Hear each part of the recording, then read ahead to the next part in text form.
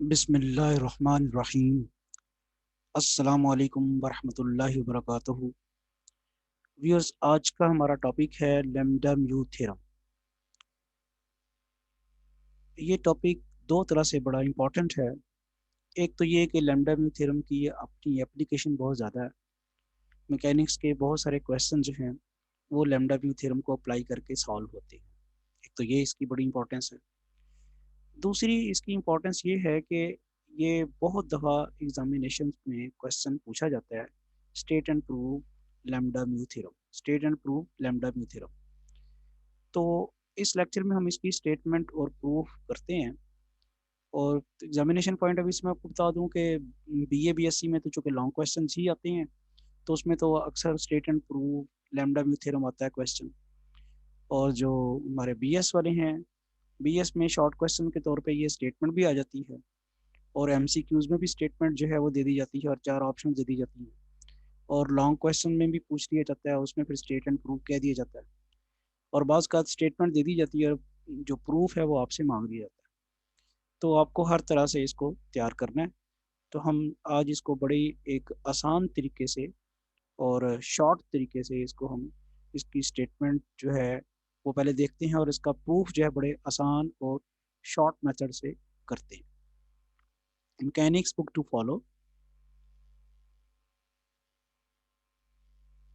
Lambda mu theorem. If two concurrent forces are represented by lambda OA and mu OB। concurrent forces का लफ्ज़ यहाँ पे इस्तेमाल हुआ है। याद है क्या होती थी ऐसी फोर्सेस जो एक पॉइंट से पास करें, जिनके लाइन ऑफ एक्शन एक पॉइंट से पास करें, उनको हम कहते हैं कॉन्करेंट फोर्सेस। तो यहाँ जिक्र हुआ हुआ है कॉन्करेंट फोर्सेस का, कि दो कॉन्करेंट फोर्सेस हैं और उनको रिप्रेजेंट किया हुआ है लैम्डा ओ ए और म्यू ओ बी से। The resultant is given by lambda plus mu OC, where C divides AB so that AC ratio CB is equal to mu ratio lambda। दो तीन हिस्से हैं theorem की statement के। एक तो दो कॉन्करेंट फोर्सेस जो हैं किससे रिप्रेजेंट की गई हैं, लैम्डा ओ ए और म्यू ओ बी से। उनका रिजल्टेंट कहता है फिर lambda plus mu O C होगा। अब सी के बारे में उसको बताना इंतहाई ज़रूरी था कि सी क्या है। सी के बारे में उसने बता दिया कि वो लाइन ए बी जो लाइन बनती है उसके जॉइन को इस रेशो से डिवाइड करता है, A C ratio C B is equal to mu ratio lambda. तो क्या स्टेटमेंट हुई, if two concurrent forces are represented by lambda OA and mu OB, their resultant is given by lambda plus mu OC, where C divides AB so that AC ratio CB is equal to mu ratio lambda। तो obviously statement अब आपको याद हो जानी चाहिए, एक दो दफ़ा पढ़ेंगे तो आपको याद हो जाएगी कि लैम्डा ओ ए और mu O B concurrent forces हैं। उनका resultant lambda plus mu O C होगा। सी जो है ए बी को डिवाइड करता है इस रेशो में। अब इसको इसके प्रूफ की तरफ चलते हैं। तो चूंकि बात यहाँ पे की हुई है पॉइंट्स ओ ए और बी की, तो ज़रा हम पॉइंट ओ और ए लगाते हैं, इसी तरह पॉइंट बी भी लगाते हैं। तो अब उसने ये कहा हुआ है कि फोर्सेस हैं लैम्डा ओ ए। ये अब ज़रा याद रखें कि हम पॉइंट हमारा ओ ए है, ये फोर्स नहीं है। फोर्स को लैम्डा से मल्टीप्लाई करा के जो बनाया है वो बनती है लैम्डा ओ ए। तो मैंने उसको रेड कलर से आपको बता दिया कि ये लैम्डा ओ ए है। ओ ए यहाँ से लेके यहाँ तक का फासला है, लेकिन लैम्डा ओ ए यहाँ पे ये ज़्यादा भी हो सकता था। लैम्डा जो है वो वन से बड़ा होता तो ये ज़्यादा भी हो सकता था। तो मैंने बस थोड़ा सा आपको समझाने के लिए कि ओ ए और लैम्डा ओ ए में डिफरेंस है, वो डिफरेंस मैंने यहाँ पे शो कर दिया। लैम्डा ओ ए जो है वो रेड वेक्टर जो है वो आपको बता रहा है। इसी तरह बी पॉइंट यहाँ तक यहाँ है, लेकिन म्यू ओ बी वो यहाँ तक फोर्स मैंने ले ली। ठीक है, आप इसको ज़्यादा भी ले सकते थे, लेकिन सिर्फ आपको समझाने के लिए कि ओ बी में और म्यू ओ बी में फ़र्क है। ओ बी यहाँ से लेके यहाँ तक है। म्यू ओ ये जो म्यू ओ बी कब बनेगा, जब म्यू वन हो जाएगा। इसी तरह लेमडा ओ ए जो है वो ओ ए कब बनेगा, जब लेमडा वन हो जाएगा। तो हमें लेमडा और म्यू का तो पता ही नहीं ना, वन होता तो फिर वन लगा देता वो। एनी हो, मैंने ये किया आपके सामने कि पॉइंट्स लिए हैं ओ ए बी। वर्किंग आप ज़रा खुद से कर लिया करें, आप समझे, इसको याद नहीं करना आप। लैम्डा बी थ्योरम की आपने क्या किया, वर्किंग करने के लिए पॉइंट ओ ए और बी ले लिए। और लैम्डा ओ ए ये फोर्स रेड कलर की, इसी तरह लैम्डा ओ बी फोर्स जो है ये रेड कलर की। अब उसको समझने के लिए कि सी डिवाइड करता है ए बी को, मैंने ये ए बी लाइन लगाई और आप देख रहे हैं कि ए सी रेशो सी बी, यानी वो आ जाएगा ए सी रेशो सी बी किसके बराबर है, म्यू रेशो लैम्डा के। तो ये मैंने आपको समझाने के लिए लाइन लगा दी ए बी, जहाँ सी आपको नज़र आ रहा है। अब ज़रा चलते हैं वेक्टर का लॉ ऑफ एडिशन ज़रा यूज़ करते हैं, इस डायग्राम को बनाने का हमें फ़ायदा होगा। अगर आप ये देखें, ये ओ ए जो वेक्टर है ये किन दो वेक्टर्स का सम है, ओ सी प्लस सी ए। तो वो लिख लें आप, ये समझ आ गई सबको। O A vector is the sum of vector O C plus C A, तो वो मैंने लिख दिया वेक्टर का law of addition, O A is equal to O C plus C A, ये मेरे पास इक्वेशन 1 आ गई। इसी तरह वेक्टर ओ बी जो है ना वो रिजल्टेंट है किस किस का, ओ सी प्लस सी बी का, तो वो लिख लेते हैं O B is equal to O C plus C B. बात फॉलो कर ली, इतनी बड़ी शान थी, बहुत कोई मुश्किल काम नहीं है। आपने पॉइंट्स ओ ए और बी लगाए और वहाँ पे लेमडा ओ ए और म्यू ओ बी फोर्सेस लगाने के बाद आपने पॉइंट सी भी बता दिया कि ये पॉइंट सी है। अब ये जो डायग्राम बनी, इस डायग्राम के मुताबिक वेक्टर ओ ए जो है वो सम है vector O C plus C ए का, इसलिए वो लिख दिया। वेक्टर ओ बी जो है वो रिजल्टेंट है vector O C plus C B का, तो वो लिख दिया इक्वेशन 2 में। अब मसला तो हमारा इन फोर्सेस का ओ ए और ओ बी का नहीं है, मसला तो हमारा लेमडा ओ ए और म्यू ओ बी का है।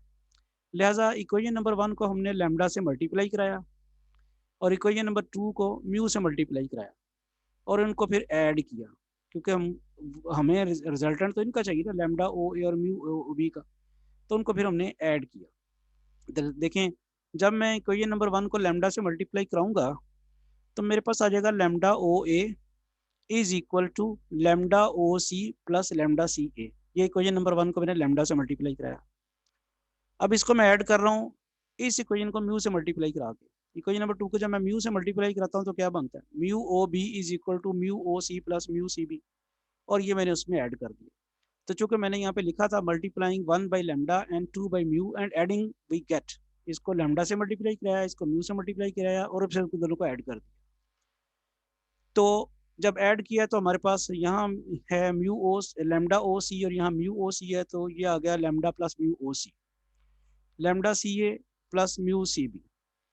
उसके बाद हमने, अगर आपको याद है, वेक्टर की डायरेक्शन चेंज करें, ये हमने सी ए से ए सी बनाया, ये सी ए है ना, तो ए सी बनाया, ए सी बनाने की वजह भी आपको समझ आ जाएगी कि क्यों बनाया। सी ए वेक्टर को रिवर्ट किया, ए सी बनाया तो साथ नेगेटिव साइन आ गया, ये आ गया लेमडा। इसकी आर्गुमेंट, इसका आपने वजह भी बता दी, रीजन भी आपने बता दिया है कि lambda C A is equal to minus lambda A C, वो आपने वजह बता दी। इसे इक्वेशन नंबर 3 लेवल कर दिया। इसके बाद आपको ये दिया हुआ है A C ratio C B, देखे ना, ए सी रेशो सी बी दिया हुआ था, इसलिए हमने वेक्टर सी ए को ए सी बनाया है। A C ratio C B किसके बराबर है, म्यू रेशो लेमडा। अब ए सी रेशो सी बी होती है किसके बराबर है, ये अगर आप देखते हैं यहाँ पे शो कर रहे हैं तो ये शो हो जाता है, A C ratio C B किसके बराबर है, म्यू रेशो लेमडा उसने दी हुई है। अच्छा, अब ए सी रेशो सी बी होती है किसके बराबर है, वो होती है A C over C B, और म्यू रेशो लेमडा किसके बराबर है, म्यू ओवर लेमडा, रेशो का ये फॉर्मूला है। अच्छा, इसके बाद क्या जाता है, इसको क्रॉस मल्टीप्लिकेशन करें, lambda A C is equal to mu C B, ये समझ आ गई आपको। अब आप गौर से देखें कि ये ए सी की डायरेक्शन और सी बी की डायरेक्शन सेम है ना, और ये मैग्नीट्यूड भी सेम आई है। लेमडा को ए सी से मल्टीप्लाई कराए, यानी ए सी को लेमडा से मल्टीप्लाई कराया अपोजिट से, और सी बी को म्यू से मल्टीप्लाई कराया, वो दोनों बराबर हैं, इनकी मैग्नीट्यूड बराबर हैं तो वेक्टर्स भी बराबर होंगे, तो फिर लेमडा ए सी बराबर आएगा म्यू सी बी के। ये समझ आ गई, lambda A C is equal to mu C B के। अब गौर करें, lambda A C is equal to mu C B है, तो जब मैं यहाँ पे म्यू सी बी लगाऊंगा तो ये आपस में कट नहीं जाएंगे, फिर ये और ये आपस में कट जाएंगे, बराबर जो है, वो माइनस का आया वो प्लस का आया है, ये कट के फिर रिजल्ट हमारे पास क्या आ गया, lambda O A plus mu O B is equal to lambda plus mu O C, और ये आपके पास आ गया। इसको हम हाईलाइट कर देते हैं, ये लैम्डा म्यू थ्योरम का प्रूफ जो है वो कंप्लीट हो गया। This completes the lambda mu theorem proof. Quickly देख लें, बहुत आसान था। आपने सिर्फ ओ, ए और बी पॉइंट्स मार्क किए हैं और उसके बाद आपने एक लाइन उसको ज्वाइन कराई है ए बी, और कहीं सी ले लिया है A C ratio C B, जो कि म्यू रेशो लेमडा था। लेमडा ओ ए और म्यू ओ बी आपने पहले आपने वेक्टर बना लिया है। क्या ओ ए जो रिजल्टेंट है किसका, ओ सी और सी ए का। इसी तरह ओ बी रिजल्टेंट है ओ सी और सी बी का। तो उसको उनको वो इक्वेशंस आपके पास 1 और 2 आ गई हैं। इसको लेमडा से मल्टीप्लाई कराया, इसको म्यू से मल्टीप्लाई कराया, दोनों को ऐड किया, और ये जो आपको कंडीशन दी हुई थी ए सी रेशो सी बी, इसको यूज़ किया, तो आपके पास वो रिजल्ट प्रूव हो गया। ये यहाँ तक मुकम्मल हो गया है।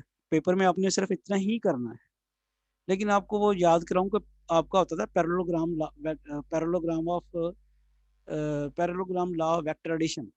वो क्या था कि दो वेक्टर्स जो हैं वो उनका सम मालूम करने के लिए उनको पैरेललोग्राम मुकम्मल कर ली जाए, तो उनका जो डायगोनल होता है वो उनका रिजल्टेंट होता है। तो मैं ये पैरेललोग्राम मुकम्मल करके भी आपको समझा देता हूँ कि ये मेरे पास वेक्टर है, एक लैम्डा ओ ए और दूसरा म्यू ओ बी। मैंने पैरेललोग्राम मुकम्मल की है। तो इस इन दोनों वेक्टर्स का रिजल्टेंट जो होगा वो इस पैरेललोग्राम का डायगोनल होगा, जो कि बनेगा, देखें यहाँ से लेके यहाँ तक ओ सी है, लेकिन रिजल्टेंट हमारा ओ सी नहीं है, हमारा तो लेमडा प्लस म्यू ओ सी है। लिहाजा लेमडा प्लस म्यू ओ सी ये इतना बनता है। तो ये सिर्फ मैंने आपको समझा दिया है।